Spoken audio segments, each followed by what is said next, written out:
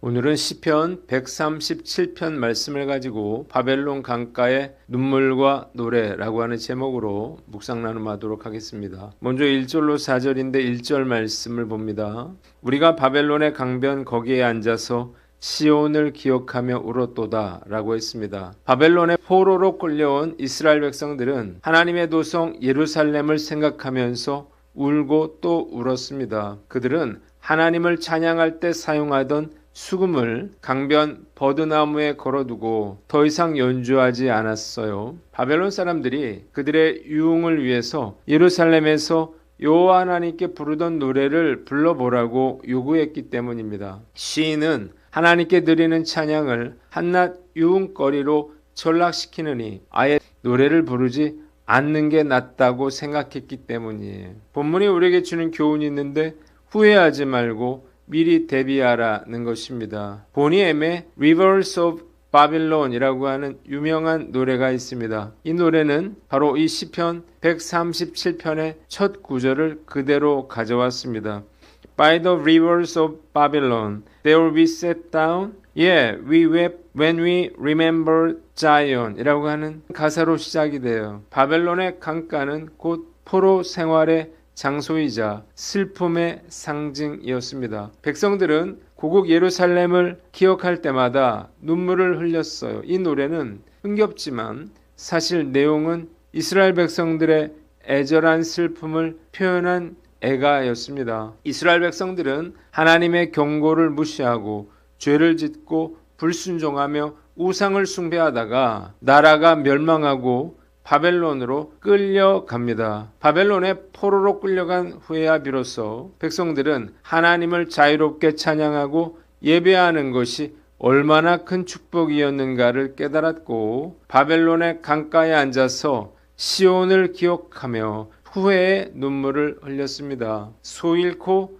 외양간 고친다 라고 하는 말이 있는데 백성들은 모든 것을 잃고 바벨론에 끌려가서야 비로소 예루살렘 성전에서 하나님을 찬양하고 예배할 수 있는 자유와 언약 백성으로서 예루살렘 땅에서 누렸던 안전이 얼마나 큰 축복이었는지를 뒤늦게 깨달았습니다. 그러나 안타깝게도 그들은 너무 늦게 깨달았어요. 그래서 이렇게 뼈저린 후회의 눈물을 흘리고 있는 것입니다. 이스라엘 백성들의 후회는 오늘날 우리에게도 동일한 경고를 던져줍니다. 소 잃고 외양간 고치는 어리석음을 반복하지 않기 위해서 지금 당장 점검하고 지켜야 할 우리의 외양간이 무엇인지를 생각해야 하는 것입니다. 첫째로 예배와 기도 생활이에요. 많은 크리스천들이 바쁘다는 핑계로 예배를 소홀히 하거나 기도를 미루다가 막상 큰 어려움이나 영적인 위기가 닥쳐서야 허둥지둥 하나님을 찾는 경우가 많이 있습니다. 평안할 때 더욱 힘써 정기적인 예배와 말씀 묵상, 기도의 시간을 확보하고 이를 가장 소중한 특권으로 여겨야 하는 것입니다. 둘째로 회개와 순종이에요. 이스라엘의 멸망은 우상 숭배와 불순종 때문이었습니다. 우리의 삶에서 하나님보다 더 의지하고 사랑하는 우상을 제거해야 합니다. 뿐만 아니라 죄에 대한 하나님의 경고를 무시하지 말고 문제가 커지기 전에 즉시 회개하고 돌이켜야 하는 것입니다. 냉전시대 구소련이나 동유럽의 공산주의 국가들에서 많은 교회가 탄압을 받았습니다. 이전에 자유를 누리던 시절에 그리스도인들은 주일 예배에 참석하는 것을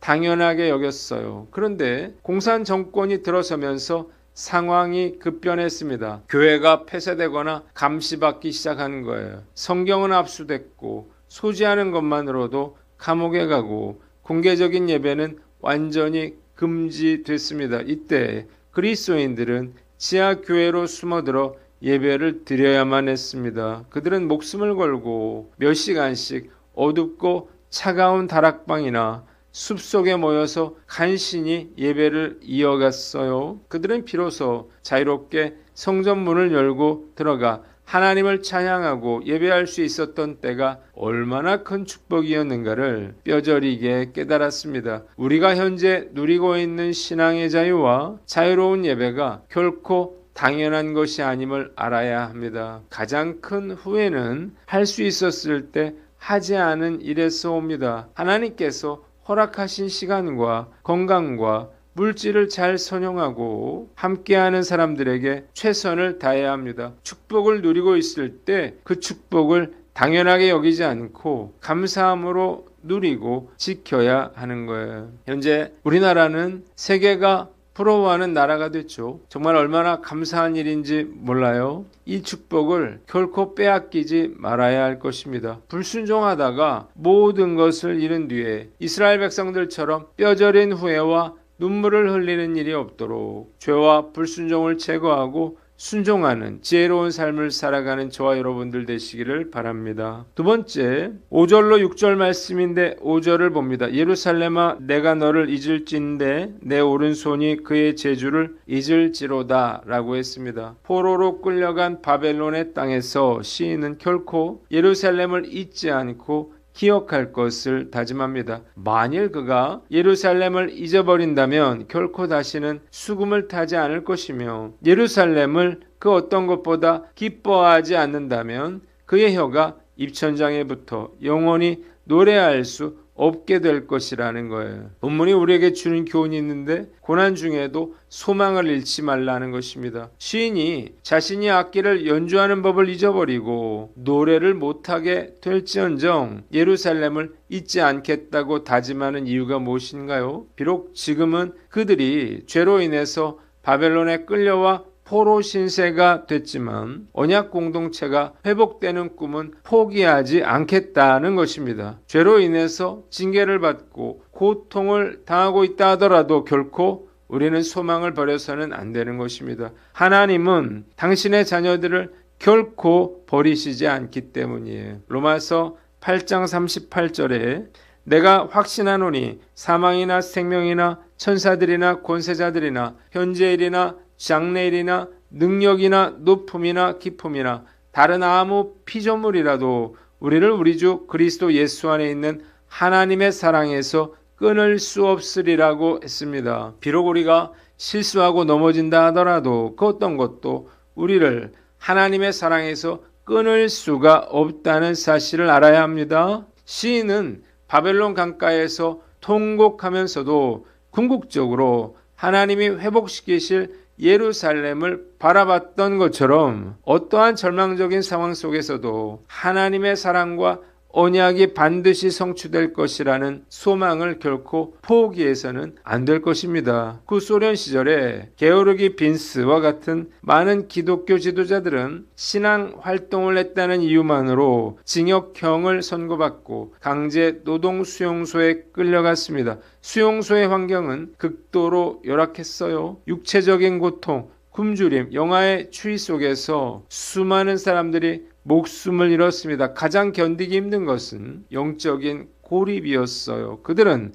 성경을 소지할 수가 없었고 공개적인 예배는 꿈도 꿀 수 없었습니다. 이런 절망적인 환경 속에서도 그들은 소망을 잃지 않기 위해서 비밀리에 성경을 필사하기 시작해요. 빵봉지 조각이나 시멘트 포대 종이를 모으고 잉크 대신 숯을 갈아서 흙과 섞어 만든 잉크로 펜을 만들어서 복음서와 시편을 손으로 옮겨 적었습니다. 이러한 소망 때문에 그들은 수용소라고 하는 징계와 고난 속에서도 신앙을 지켰고 결국 살아남아 공산정권이 무너진 후 교회의 재건에 헌신할 수가 있었습니다. 징계와 고통 속에서도 소망을 잃지 않을 수 있는 힘은 바로 나를 사랑하시는 하나님의 언약의 말씀을 기억하고 붙잡는 데서 나오는 거예요. 저는 지금까지 늘 이 소망을 가지고 살아왔습니다. 그래서 절망 중에도 고난을 극복할 수가 있었습니다. 지난주 중증외상센터 이낙준 작가의 아버지 이우원 목사님의 간증 영상을 보고 큰 은혜와 도전을 받았어요. 환경이 우리를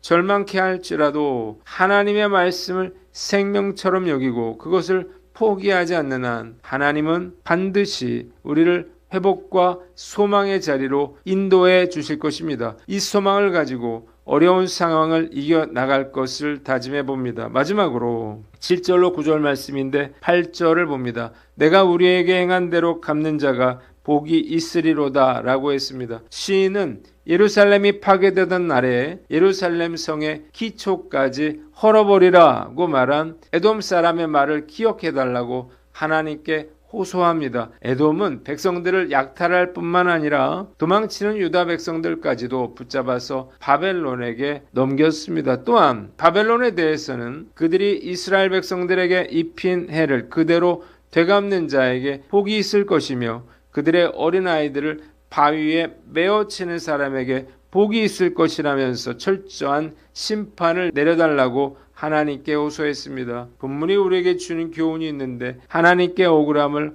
호소하라는 거예요. 시인은 그들이 당한 억울함과 고통을 보복해달라고 하나님께 호소했습니다. 이것은 개인적인 복수만은 아니었어요. 하나님은 악을 행한 자에게 반드시 심판하시고 억울하게 고통당하는 자들의 눈물을 닦아주시는 정의로운 분이시기 때문입니다. 억울한 일을 당했는데 해결할 방법이 없을 때 사람과 다투거나 인간적인 방법을 사용하지 말고 하나님께 호소해야 합니다. 하나님께서 우리의 모든 상황을 보시고 위로해 주시고 해결해 주시기 때문이에요. 하나님은 억울하게 고통당하는 자들의 눈물과 한숨을 지켜보시고 악을 행하는 자들의 죄악을 낱낱이 기억하시는 분이십니다. 그리고 그에 합당한 심판을 하셔서 억울함을 신원하여 주십니다. 저도 살면서 억울하고 답답한 일을 당할 때가 많았어요. 그러나 이럴 때라도 내 힘으로 직접 복수하고 심판자가 되려고 하는 유혹을 참아내야 할 것입니다. 복수는 하나님께서 기뻐하시는 일이 아니기 때문이에요. 보복은 하나님의 일입니다. 억울한 일 당할 때 우리가 해야 할 일은 모든 것을 지켜보시고 기억하시는 하나님께 호소하는 것입니다. 하나님은 당신의 백성들이 당하는 어려움과 억울함을 신원하여 주시는 분이심을 믿고 억울한 일 당할 때마다 시인처럼 기도로 하나님께 나아가는 저와 여러분들 되시기를 바랍니다. 기도하겠습니다. 하나님 아버지, 후회하지 않고 미리 대비하며 고난 중에라도 소망을 잃지 않고 억울함을 하나님께 호소하게 하여 주시옵소서.